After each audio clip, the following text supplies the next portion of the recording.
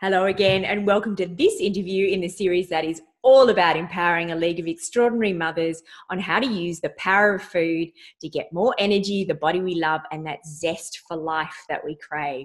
Today, we have Jo Whitton, who is the author of two amazing cookbooks. One is called Quirky Cooking, and the other is Life Changing Food. She's also the founder of Quirky Cooking, a vibrant online community where she shares her tips and recipes for delicious healing food and happy, healthy living.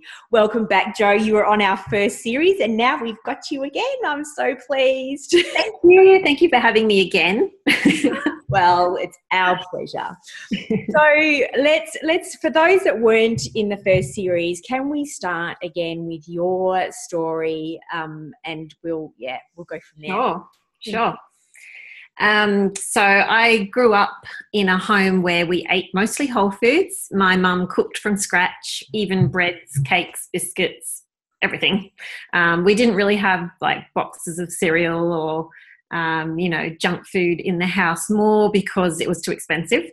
And mum was really very good at being thrifty and budget minded, and she would grow so much in the backyard, go to the markets at the end of the Saturday and get the stuff that was getting thrown out and make all sorts of things with it. She never wasted anything. And we grew up just eating really simple, delicious food. We didn't have a TV or anything, or computers or anything growing up, and we spent a lot of time being creative, cooking, artwork, reading, all of that kind of stuff, getting outside into nature. And so I had a beautiful childhood, learnt heaps about cooking, and was encouraged to be in the kitchen cooking from a very young age. Yeah. But somehow I was the sick one of the family. So I always had colds, always had a runny nose, like really bad from the time early as I can remember. Used to get the headaches and the constant hay fever. I'd wake up in the morning just sneezing and sneezing and sneezing. And, I'd be at school and I was constantly going into the sick bay to lay down when I was a little kid. And my teacher would be like, "Why are you always going to the sick bay?" I'm like, "My stomach always hurts." And mum didn't know why.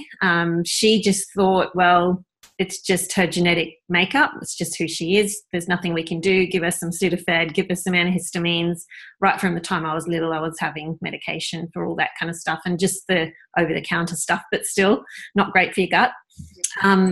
The only thing looking back that I can try and figure out why I was unwell, mum did use a lot of white flour and white sugar and refined sort of ingredients to make food, and we did eat a lot of sugar. So we were raised, my parents are Texan, and so we were raised on iced tea with lots of sugar in it, and that was just something we drank every hour. You didn't drink water, you drank iced tea. So I had a lot of sugar. A lot of sweets. Mum did a lot of baking. Every day there was baking, cakes, biscuits, fried pies, whatever, donuts, homemade donuts. Was delicious, but probably not the best. Yeah. And then there's all the usual, I think mum was just super busy. Before I was born, she was quite thin, so maybe she wasn't that well when I was in the womb. Who knows? There's so many variables, toxic environment, who knows? So although she did the very best she could, she stopped breastfeeding early too because I was always hungry, and she got me straight on to, actually I drank a lot of Milo from 9 months old with cow's milk. And she said, I was like, "Mom, Milo at 9 months old." She's like, "Well, I couldn't even, you wouldn't stop crying until you'd had 2 cups of Milo in the morning." I'm like, well. But hey, we live and learn. We do the best we can, right? Yeah. So I grew up as a bit of a sugar addict, and had a lot of trouble with my teeth as well. So that's interesting. Yeah. And we did eat mostly good ingredients. Like we had a lot of vegetables in our diet. We used good fats until I was in my late teens. And then for a while there, it was like vegetable oils and margarine were the thing. And then so that sort of changed a bit. And, we get so confused in our society because suddenly we're told science says these things that we've been doing for thousands of years where people thrived on this food. No, they're wrong. You can't eat butter, it's bad for you. Yeah. So I remember when I was 16 hearing all this at school and coming home to mum and saying, Mum, we can't eat butter. Mum, you've got to stop using that lard and, you know, all the saturated fats. You've got to use vegetable oil. And I hassled her until she changed. Poor mum. And, you know, her cholesterol really went up around that time and it got really bad. And she didn't end up sticking to it. She went back to the old fats that she had grown up with and the butter and everything. And interestingly, her cholesterol went back down. Yeah. But that's another story. Yeah.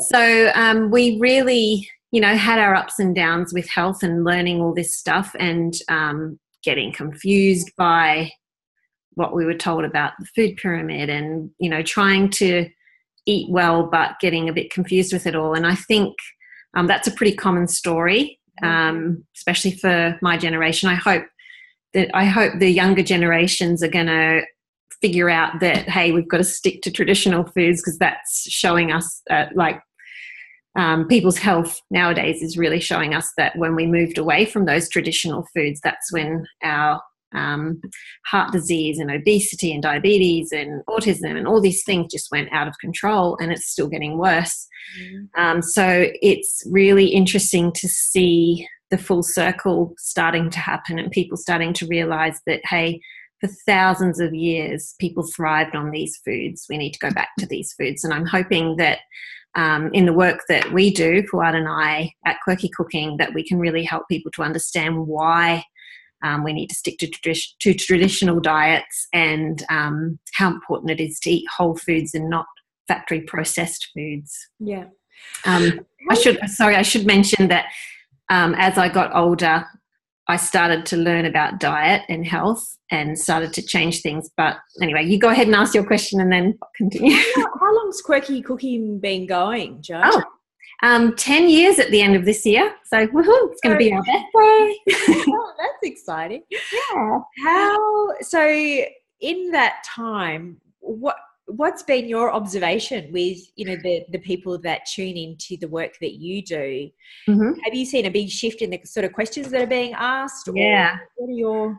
When I first started Quirky Cooking, so like I said, I had a lot of health issues, and then as I got older, I was diagnosed with dairy intolerance, and I started to see that when I pulled back on dairy, gluten, sometimes I'd pull back on grains if I was sick, and sugars, that I would feel better and I would improve. And the same with my kids. And this was like years of trial and error. Probably started working on all this maybe 15 years or more, 20 years ago, and started seeing changes when I was really careful with the way I ate.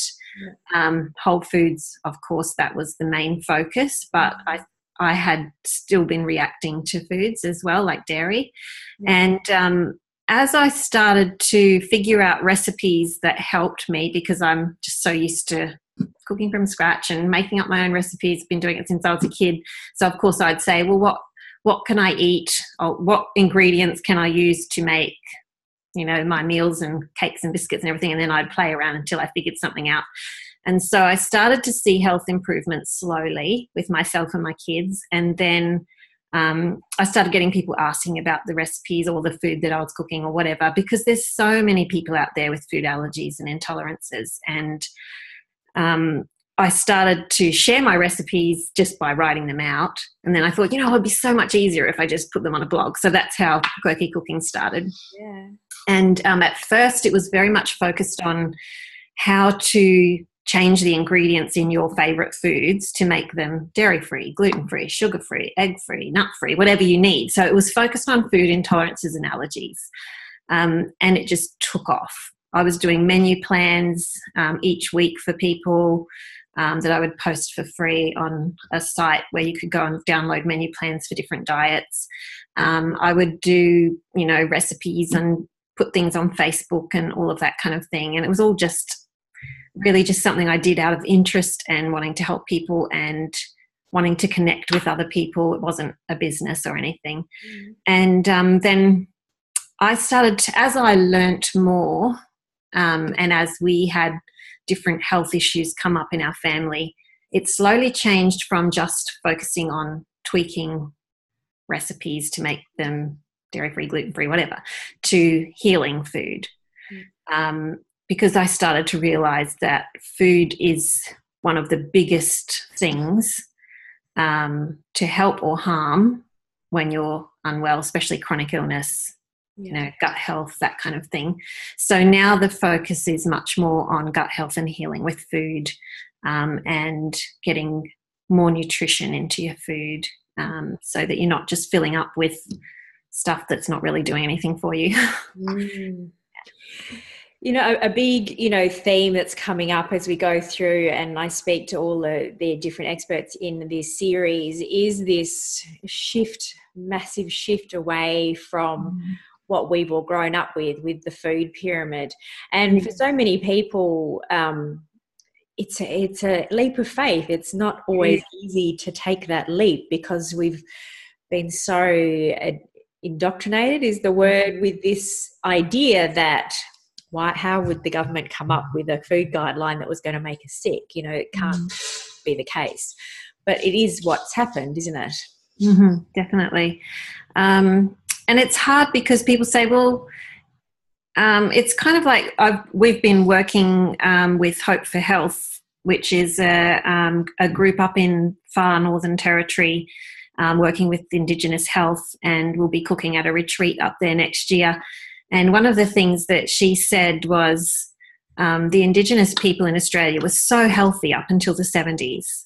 And then they started to bring in the Australian food, the Western food, because they felt like, well, we've been told over and over that the Western, like the white people have everything figured out, and they've got the best technology, and they've got, the government knows best for us. And if this is the food that the white people are eating, then it must be superior food. So they started eating the way we do, and look what's happened to their health. We can see so many cultures throughout the world that as they've changed to the Western diet, within one generation, their health has gone downhill. There's so many studies and everything to show why that's happened. And it's really sad that it's happened. And I think it's time that we started to turn that all around and say, hey, you guys were right after all. We should have been eating like you. And, get back to, putting the fat back in the diet, the good fats, and putting the nutritionally dense foods back in, and getting rid of the rubbish and junk that's made in a factory. And it's interesting to see how quickly health can change when you do change back to a whole food diet. It's amazing. There's two levels in that, isn't there? Because there is the people that get great results, and then there's people that need to take it to the next level, which is which we had to do. Yeah. So can you, maybe if we have a look at that? Yeah, sure. Yeah. So like I said, my health was slowly but steadily improving with gluten-free, dairy-free, sugar-free type eating. I wasn't perfect with it. I'd go a bit of a roller coaster. I'd get a bit slack sometimes when I was out. It was a bit 80-20, and then we got to the stage where my first cookbook came out, and around that time Isaac got quite anxious while I was working on the book and afterwards. And then probably a few months after the book came out, he suddenly crashed really badly with his anxiety. Like, it became these gigantic phobias. He just couldn't do anything. He was pretty much incapacitated. He would just cry and scream all the time. It was like he could see things we couldn't. He said when he had lucid moments, he would tell us he felt like he was living in another world, and he knew it wasn't rational, but he had to do everything like his mind told him to do to be safe. So he had to, repeat actions. He had to walk a certain way around the kitchen and a certain amount of times. He had to turn lights off and on a certain amount of times. He had to think the right thought while doing a certain action. And if he couldn't get it right and the timing all right and the thoughts all right, he had to do it again and again and again until he got it figured out. And so, of course, he just couldn't do school. He couldn't get changed. He couldn't have a shower. He couldn't do anything. I was spoon feeding him at 13 years old. And it turned out to be severe OCD, which I didn't realise at first is much more than just being scared of germs. It was, all the obsessive compulsive behaviour and just a lot of really crazy stuff that I had no idea people suffered from. A lot of research, a lot of talking to experts, and we began the GAPS diet, which stands for Gut and Psychology Syndrome, to heal the gut, because once you heal the gut, that really helps with the brain function. And his gut had become so damaged over the years that he just wasn't coping with everyday life. He was very small, so he was like undernourished. He could eat and eat and eat, and I was cooking what I felt was really good food, but he couldn't assimilate the nourishment from that food. And I was similar, not as bad as him, but I was very thin. I'd suffered from anxiety a lot throughout my life, especially my adult life. Had the dark circles under my eyes, had the food intolerances, still had the colds and hay fever a bit, not as bad as when I was younger, but I still had it. Very exhausted, had to have a sleep every afternoon. My eldest daughter had candida, mood swings, very underweight, skin issues, hormone stuff. I had all the hormone stuff as well, which ended up in fibroids, which ended up in emergency hysterectomy. There was just so much in the family, and it's actually really interesting. Now and then a photo will pop up on Facebook memories, and I'll just go, I'm gobsmacked at how terrible we looked back then, and I did not even realise. I saw a photo of my daughter 8 years ago, and the poor little thing was this really narrow face and like bruises under her eyes. And I don't know why I never realised that was not normal, but I didn't. And, Isaac was so tiny for his age, and he'd get constipated and all of that kind of thing. So we started working on gut health and basically took our food back from, a whole food diet with mostly gluten-free, but a lot of starchy food and still probably way too much sugars, even though they were natural sugars. We took it right back to meat stocks, soft-cooked meat and veggies, and good fats. And we slowly, as we healed, we added in egg yolks, and then avocado, and then egg whites, and then some homemade nut butter, and then some homemade baking with nuts and seeds, but no grains, no starchy foods, nothing that was raw or hard to digest for a fair while. So the amino acids and the collagen and the glutamine and all of those things, those great things in the meat stocks really help to heal the gut lining. They rebuild the cells, the good fats. Your cell membranes are made up of fat. So whatever fats you're eating will build your cells. So we wanted the good fats that, are what our body needs. So we worked on that. We worked on the fermented food. How long was that sort of time frame, Jo, that you were... 2 years strictly of bringing foods back in. And then the third year was slowly adding in a bit of sweet potato and legumes and quinoa and buckwheat and things like that, just bringing those in slowly, so the more starchy foods. And then now we're back to whole foods. Took me a year of working on gut health to be able to have dairy again, and so now I'm good with dairy. I don't go crazy with it. I mostly have fermented dairy plus cream, butter and ghee.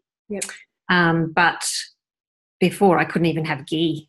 That I'd react to that, which is pretty uncommon. So it's just amazing to see the difference in all of us. I mean, when I was 35, I got down to 42 kilos and I was super, super anxious. Like, as in, I'd wake up in the morning and I couldn't get out of bed for an hour because I felt like my body was paralyzed with anxiety. And if anyone's been through anxiety, you know what I mean. You just cannot move. And I'd lay there and I'd just like pray and cry and just try and get myself out of bed, and I'd finally psych myself up enough, feel okay to get out of bed, and then I'd sort of get my husband off to work, get the kids organise for breakfast, and then I'd go back to my bed. And then I'd get up again and I'd make them lunch or whatever. And then I'd go and have a sleep after lunch. And then I'd go to bed at 7:30. You know, I was just so anxious, and that was my escape to sleep. And really thin, really unwell. And to see the difference now, I'm about 12 kilos. Oh, no, sorry, I'm more than that now. But, I mean, from the time I started to get better and then we started GAPS, I gained another 10 to 12 kilos then, which I really needed to gain. So don't freak out, though, if you're doing GAPS or gut healing. Doesn't mean you're going to gain weight. It's just that my body balanced out to where it's meant to be. Yeah. So like Fuad's story, he talked about losing the weight. We ate the same foods. Yeah. He lost weight, I gained weight. So it's really interesting, you know, when you give your body the foods it needs to heal and the foods it needs to build the cells and to cleanse out toxins, it really just settles down and balances out to where it's meant to be. Yeah. And we found that the kids, Isaac started growing. We've really seen a difference in all of the kids. Just the difference actually even in face shape, like mine was really narrow and my daughter, and looking at the difference with photos side by side, our faces widened. We just, so many differences. The energy levels are amazing. I'm so happy. I've had times, like I said, I had to have that surgery because of hormone issues building up over the years and thyroids and all that kind of thing. So at the start of the year I had surgery, and that took me down again a little, and I went into a bit of adrenal fatigue, and I've worked through that and come out the other side of that now, so I'm feeling heaps better. I do have to be careful with my energy, not to, you know, overload myself, but keeping on top of the food and the rest and keeping stress down is just like, it's been amazing. It's helped me so much, and all of us.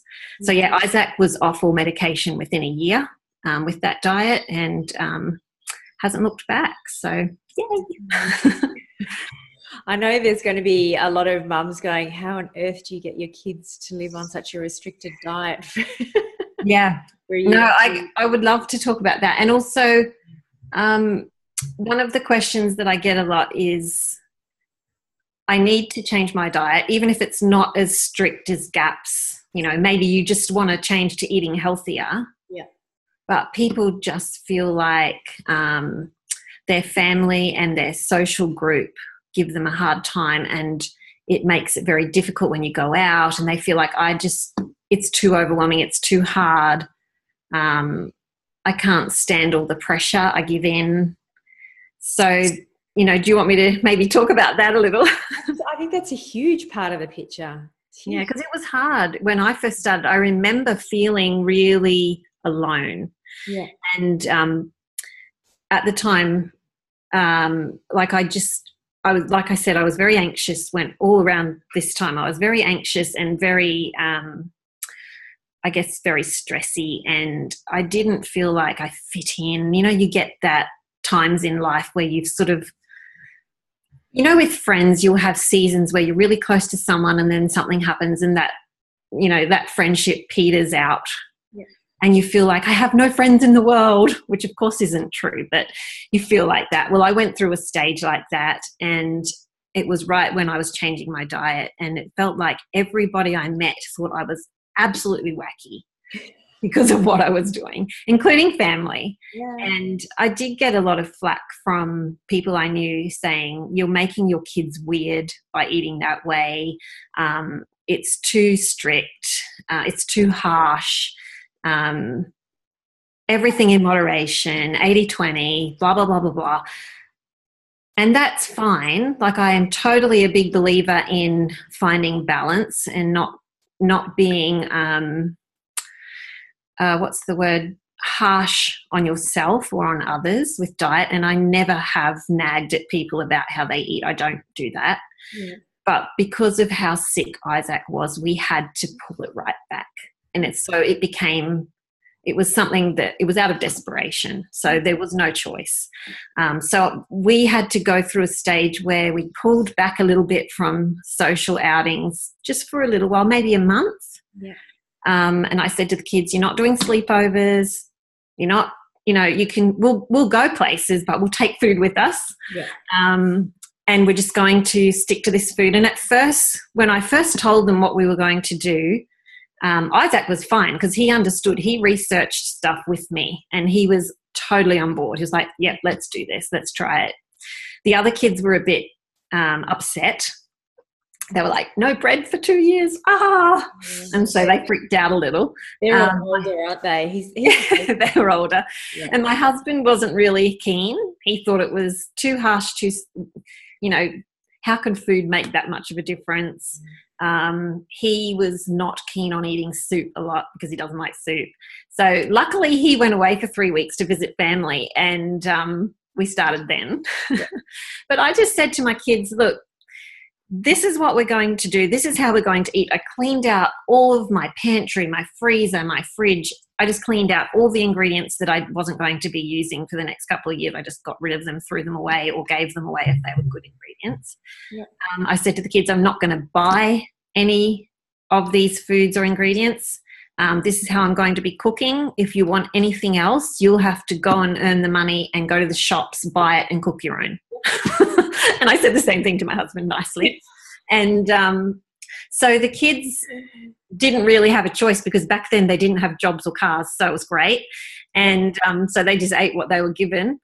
And I was really careful when they went out to someone's house to send food with them that was similar to what the family were having.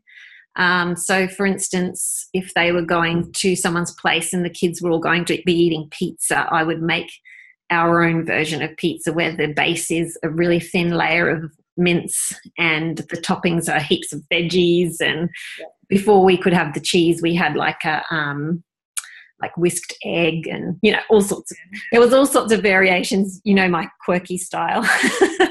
And they became really used to taking a thermos of food with them wherever they went, of taking homemade snacks. And really quickly it became the norm to them and they started to feel better. And so that helped to reinforce it. Yeah. And then people started to see the change. And actually their friends would come over and they'd be like, oh, actually this food's really delicious. I wish we ate like this at home, because it is delicious food. Yeah. And so the kids would, you know, be sharing food with them, which was really funny. You still get the comments from people at first on how harsh the diet is. And even I went to a naturopath that I'd known for years and she even said, oh no, it's too harsh, no one can stick to that. And I was thinking, do you actually know what the food is? Because it's really delicious food. Like you start off with a narrow amount of ingredients you can have, but very soon you're adding things in, like an elimination diet, and it's all very yummy. It's just, you know, at first it's hard. Anyway, so we saw, I think seeing the difference in our health helped my parents, for instance, and my husband to be on board, which they weren't really at first. With the friends and, you know, people that were acquaintances and stuff, I got quite thick-skinned. I just didn't worry anymore what they thought. When I was younger, I found it really hard to be different, but by this time I knew that I had to do the best thing for my family, no matter what anyone thought, and it wasn't really their business. And so I just did it and didn't argue with anyone. If they made fun, I just went, whatever, walked away, you know. And then now it's really interesting. Even just recently, I had a phone call from a guy that we've known for years, and he'd moved away to another town and he started a family and he's got 3 little ones. And he rang me and said, hey, this is really awkward and I know this is weird, but I need to talk to you about something. And I'm thinking, what? You know, you get these phone calls, you're like, I need to talk to you about something. It's like, oh no, what have I done? He goes, no, it's just that for years I hassled you about how you ate. And he said I would talk behind your back with friends of our mutual friends about how weird you were and really bag you out and make fun of you for the way you ate. And I was thinking, yes, it was a really hard time when all my friends seemed to do that. And he said, I just want to apologize because I realize now you were right. It made me cry. And he said, you know, gained a lot of weight and we've been unwell. And my wife started looking into healthy eating, and like she was pretty much living on Coke, and her teeth had been damaged from it. And he said, we started looking into healthy eating. We started changing our diet. We basically went on to like a keto diet.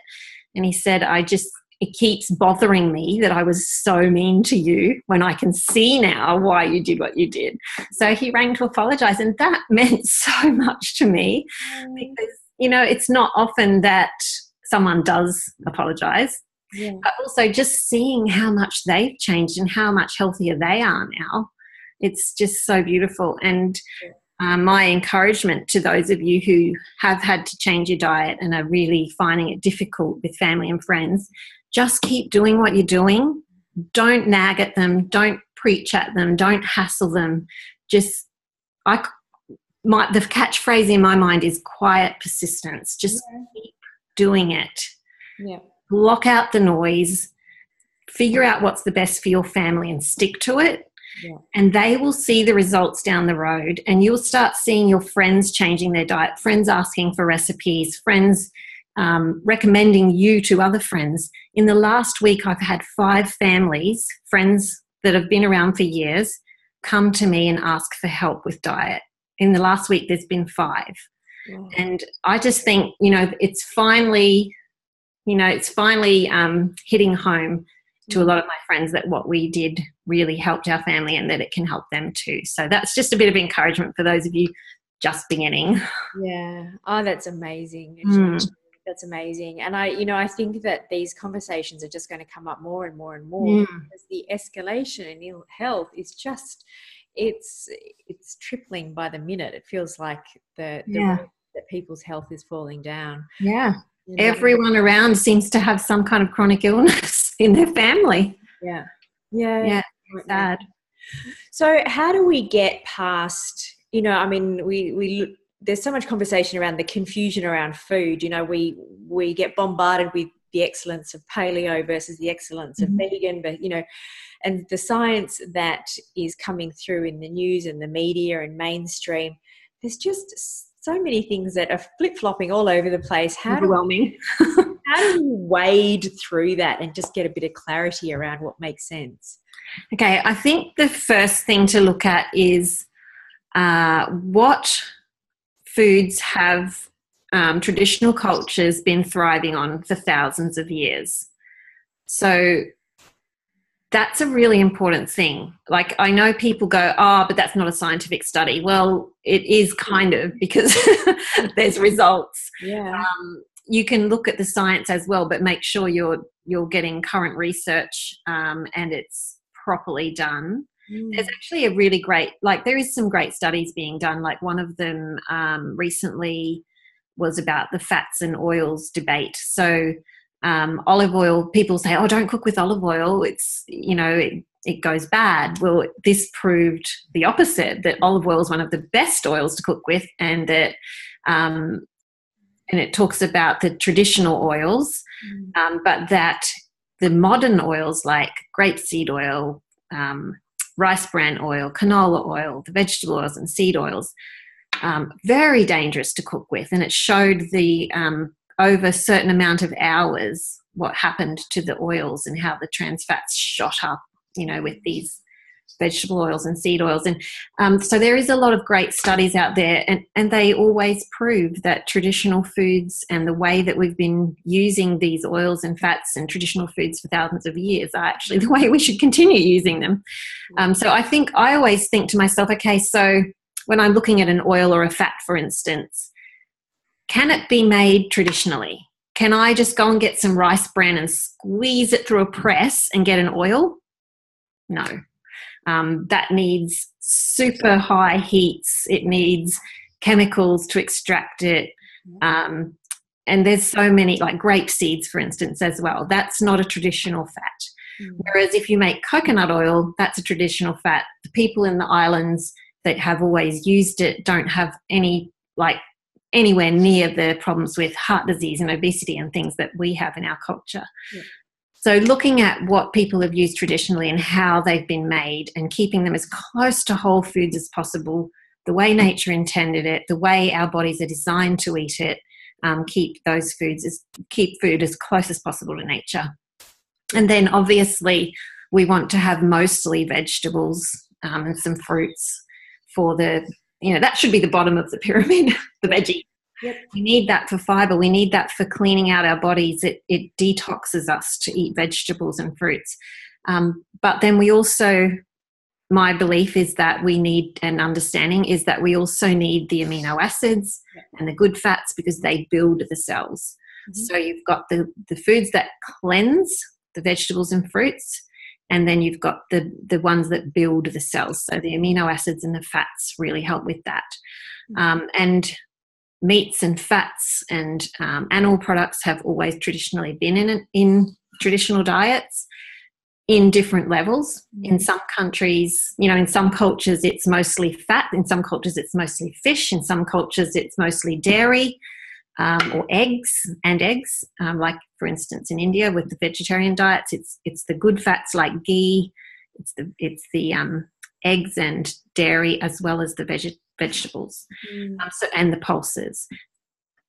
Preparing your legumes and pulses properly so that they're not, and any grains that you use, preparing them properly so they're well soaked and easy to digest. Yeah.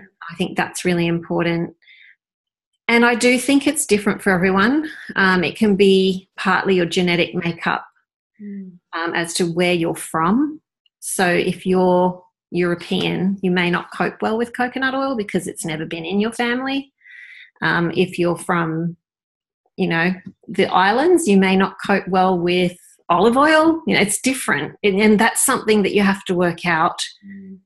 That's one thing I really loved about GAPS actually, because you pulled right back to very basic foods and then slowly added foods in. Each time you added a food in, you would wait for 3 days to see what the reactions were, and you really became aware of what suited your body, and you could really listen. Yeah. And I think that's something that we've lost in our modern culture when we're just eating factory processed foods and, we're not really eating whole foods as much as we should be.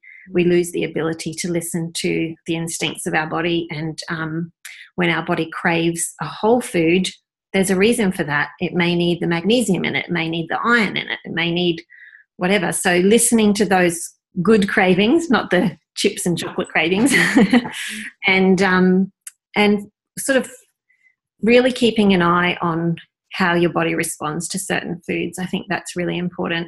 Yeah. So I wouldn't push a certain diet and say everybody has to do GAPS, or everybody should be paleo and eat no grains, or everybody should avoid legumes, or everybody should have vegetarian. I would never say, there's a blanket approach. Yeah.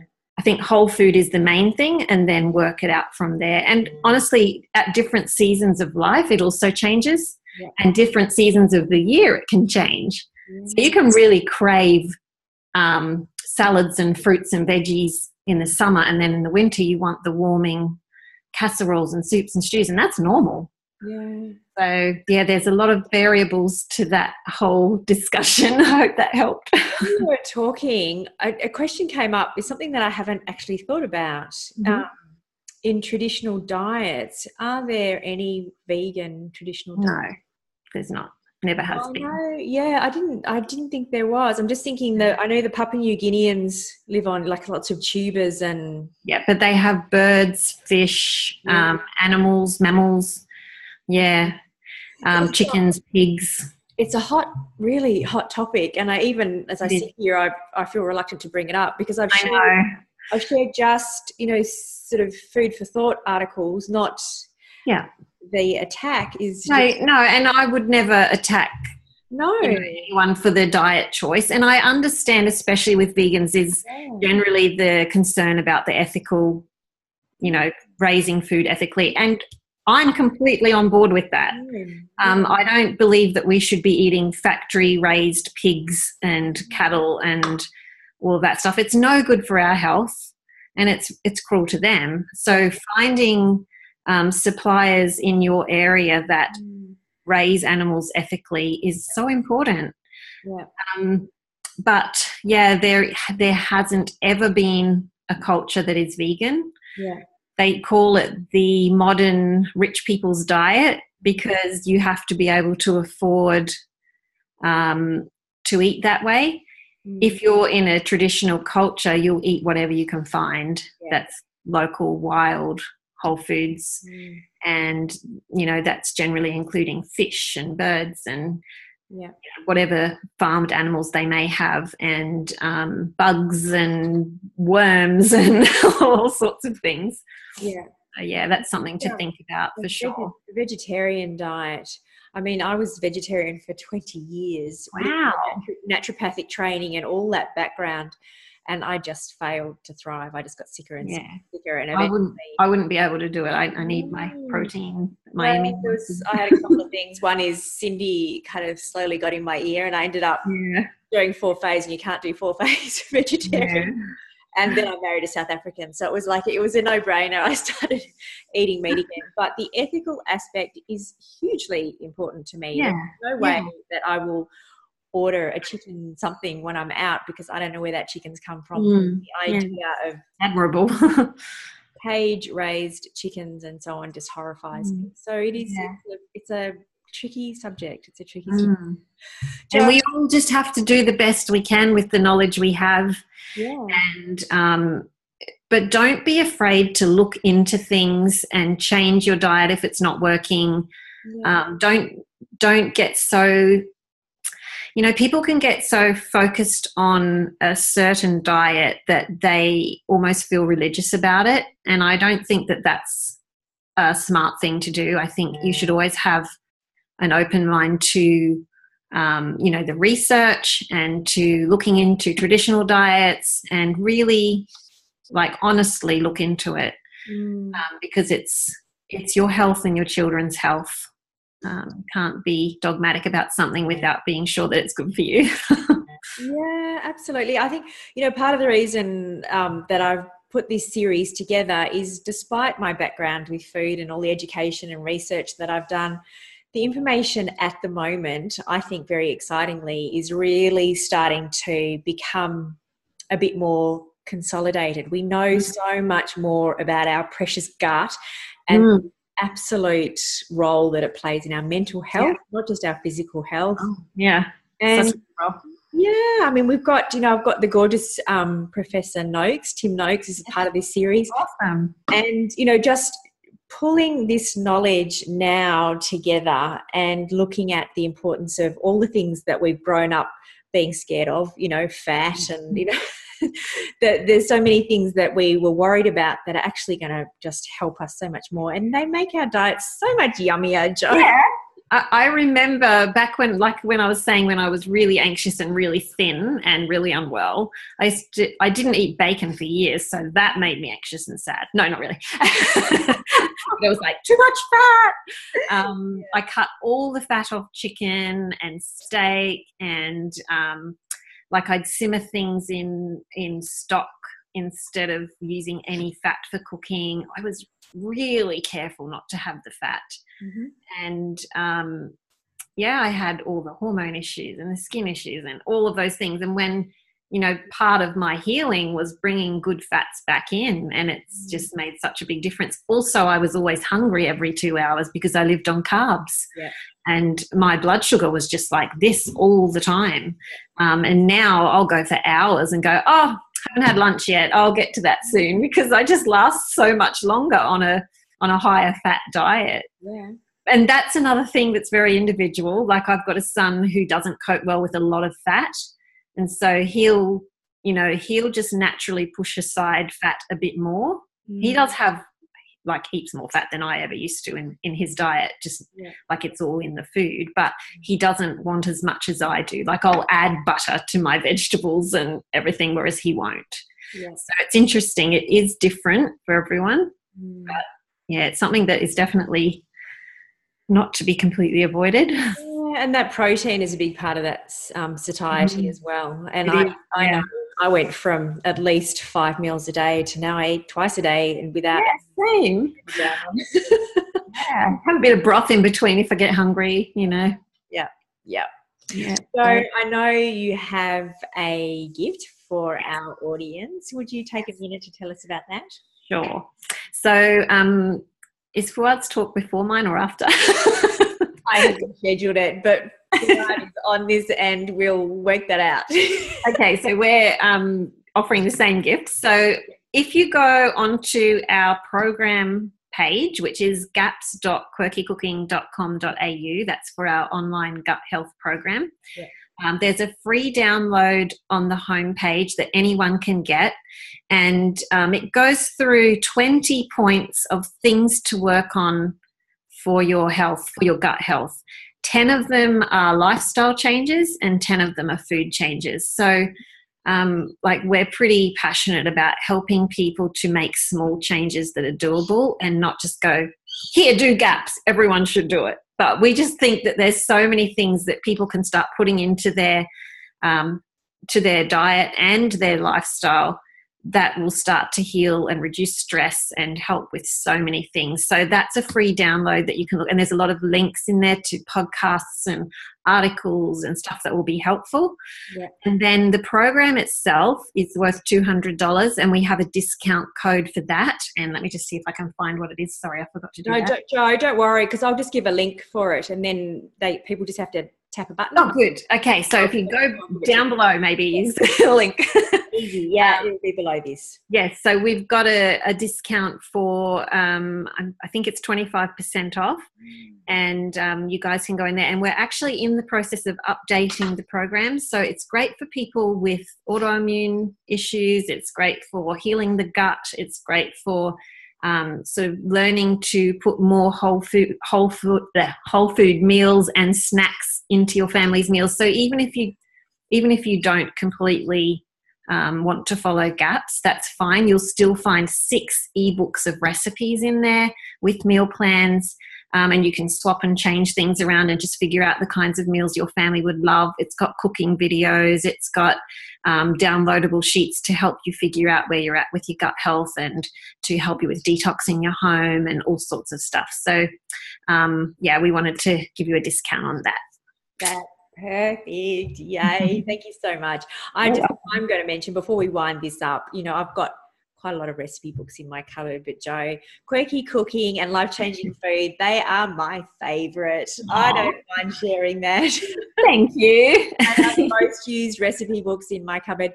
And, my kids just, I've got Hermione particularly, who's 15 now. She's my chef, and she... Oh, that's so good. Yeah, it's awesome. It's awesome. Thank you so much for your time, Joe. As always, it was fantastic. You're so welcome. I hope I didn't babble on too much. No, not enough, more likely. All right, Joe, we'll have to wind it up. Thank you. Bye for now. Thank you. Bye.